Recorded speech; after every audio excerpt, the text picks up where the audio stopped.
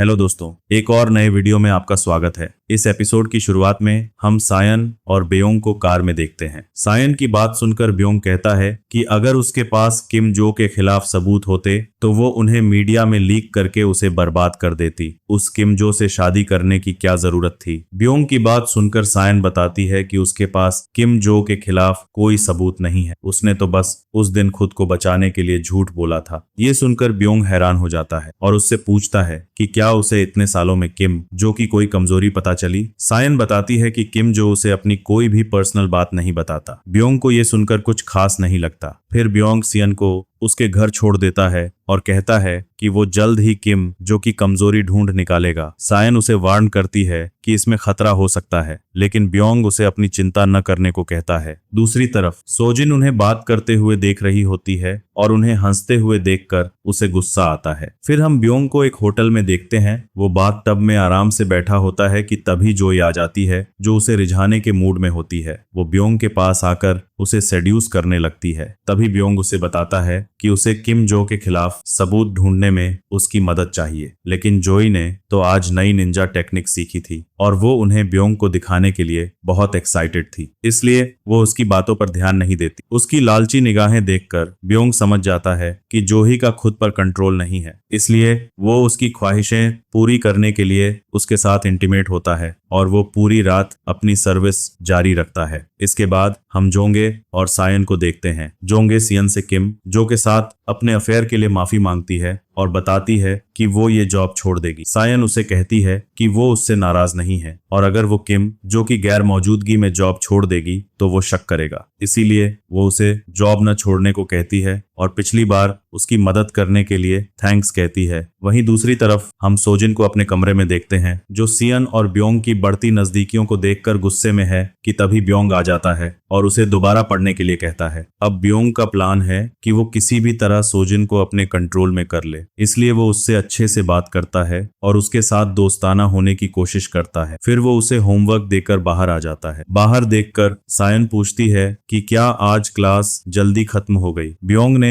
उसके लिए एक गिफ्ट तैयार किया होता है, जिसे वो सायन को देते हुए शाम को मिलने के लिए कहता है। फिर कहानी फ्लैशबैक में जाती है, जहां हम जोही को देखते हैं, जो इंटीमेट होने के बाद ब्योंग की बात मानकर किम जो की कंपनी ज्वाइन करने के लिए मान जाती है। फिर हम कुछ समय बाद का सीन देखते हैं, जहां जोई कंपनी में इंटरव्यू देने जाती है तो किम जो का सेक्रेटरी उसे ऑफिस के बाहर इंतजार करने को कहकर चला जाता है। जब जोई वहां बैठी होती है तो उसे अंदर से कुछ रोमांटिक आवाजें सुनाई देती हैं। ये सुनकर जोई सोच में पड़ जाती है। जब वो कुछ सोच ही रही होती है कि तभी अंदर से एक औरत रोते हुए बाहर आती है। उसे देखकर जोई उसे गुड मॉर्निंग विश करती है, मगर वो औरत ज्यादा जवाब न देकर वहां से जाने लगती है। उसे वहां से जाते देख जॉय सोचती है कि ये तो मुझसे भी छोटी है। इसके बाद हम जोई को किम जो के साथ देखते हैं, जो जोई को कहता है कि अच्छा, तुम मेरी वाइफ की स्टूडेंट रही हो, इसलिए वो जोई को बैठने के लिए कहता है। संगीत वो जोई को गंदी नजरों से घूर रहा होता है, जिससे हमें किम जो के चेहरे पर उसका हरामीपन दिखाई देता है।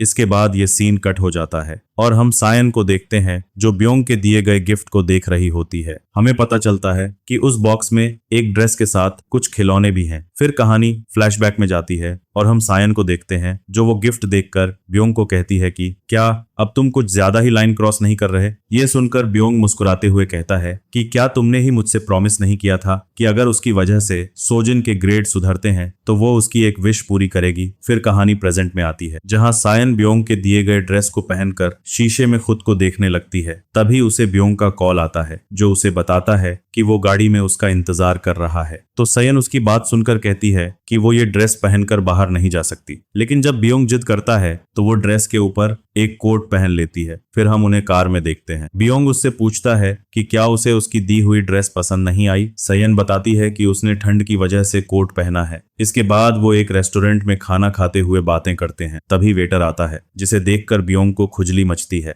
इसलिए वो रिमोट से सयन को कंट्रोल करने लगता है, जिससे वो कांपने लगती है। वेटर भी हैरान होता है और जल्दी से उनका ऑर्डर लेकर वहां से निकल जाता है। ब्योंग के दिमाग में कुछ और ही चल रहा होता है, इसलिए अगले सीन में हम उन्हें मूवी थिएटर में देखते हैं। ब्योंग उसके पास आकर माहौल बनाने की कोशिश करता है और सयन तो कब से यही चाह रही थी, इसलिए वो खुद को ब्योंग को सौंप देती है और वो दोनों वहीं पर इंटीमेट हो जाते हैं। लेकिन थिएटर में उनका मन नहीं भरता, इसलिए वो अपनी एक्साइटमेंट बढ़ाने के लिए थिएटर के बाहर सीढ़ियों पर आ जाते हैं। किम जो का सेक्रेटरी उन्हें देख लेता है और छुपकर उनकी वीडियो बना लेता है। फिर हम जोई को देखते हैं जो लंच टाइम में छत पर खड़ी होकर सोच रही है कि किम जो कितना कमीना है। तभी उसकी नजर चमेली पर पड़ती है जो चुपचाप बैठी थी। उससे दोस्ती करने के लिए जोई उसे कोल्ड ड्रिंक देती है और उसके पास बैठ जाती है। जोई उससे बातें करने के लिए उसके जॉब प्रोफाइल के बारे में पूछती है। चमेली पूछती है कि क्या वो उसकी पोस्ट के लिए अप्लाई करना चाहती है, तो जोई जोश में हाँ कहती है। ये सुनकर चमेली बेहोश हो जाती है। फिर हम चमेली को जोई के घर पर देखते हैं। आंख खुलते ही वो सरप्राइज हो जाती है कि वो कहाँ है। तभी जोई आती है और उसे बताती है कि वो उसके घर पर है। जोई उसे खाना भी देती है जिसे खाते हुए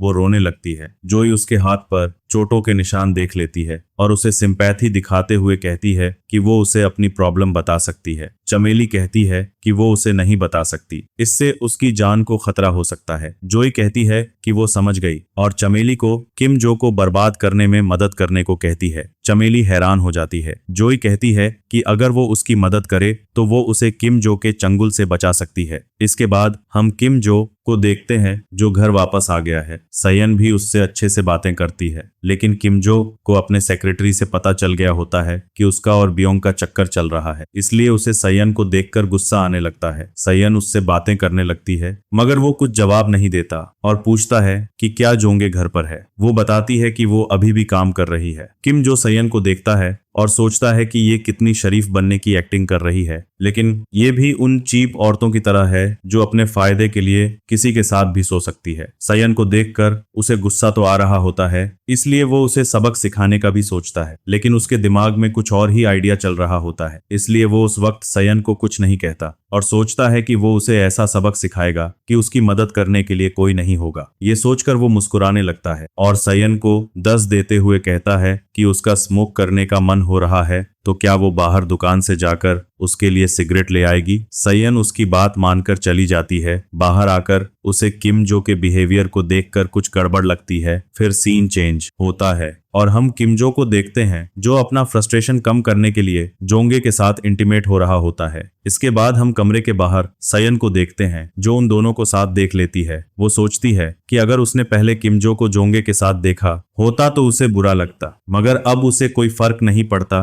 कि वो किसके साथ सोता है, क्योंकि उसके पास कोई है जिसे वो प्यार करती है। ऐसा कहकर वो मुस्कुराने लगती है। किम जो जोंगे के साथ इंटीमेट होने के बाद उसके ऊपर कुछ पैसे फेंकता है जिससे उसे गुस्सा आता है। जब किम जो बाहर आता है तो वो सिगरेट का पैकेट देखकर समझ जाता है कि सयन ने उसे जोंगे के साथ देख लिया है। उसे लगता है कि सयन जेलस फील कर रही होगी। ये सोचकर वो मुस्कुराने लगता है। फिर सीन चेंज होता है और हम सयन को कार में देखते हैं जो बियोंग से मिलने जा रही होती है। उन दोनों को साथ देखकर उसकी फीलिंग जाग गई होती है, इसलिए वो कार से उतरकर बोंग को हग करते हुए बताती है कि वो आज रात घर नहीं जाना चाहती। इसके बाद हम उन दोनों को एक होटल में देखते हैं जहां जाकर वो दोनों इंटीमेट होते हैं। फिर हम सुबह का सीन देखते हैं। बियोंग की आंख खुलती है तो उसे पता चलता है कि सयन जा चुकी है। उसने उसके लिए खाना बनाया है और एक नोट भी लिखा है। तो सयन घर लौट आती है। किम जो उससे पूछता है कि वो पूरी रात कहाँ थी जो सुबह सुबह घर आ रही है। ये सुनकर वो उसे बताती है कि वो कल बिजी थी और उसे परेशान नहीं करना चाहती थी। उसकी बातें सुनकर किम जो ऐसे दिखाता है जैसे उसे कुछ पता ही ना हो और उससे कहता है कि उसे भूलना नहीं चाहिए कि उसे इतनी लग्जरियस लाइफ उसी ने दी है और वो जब चाहे उससे ये छीन सकता है। सियन उसकी बातें चुपचाप सुनती रहती है, जिसके बाद वो उसे बताता है कि वो सोजिन को विदेश भेज रहा है तो वो चाहे तो उसका ट्यूशन बंद कर सकती है। फिर हम जॉय और चमेली को देखते हैं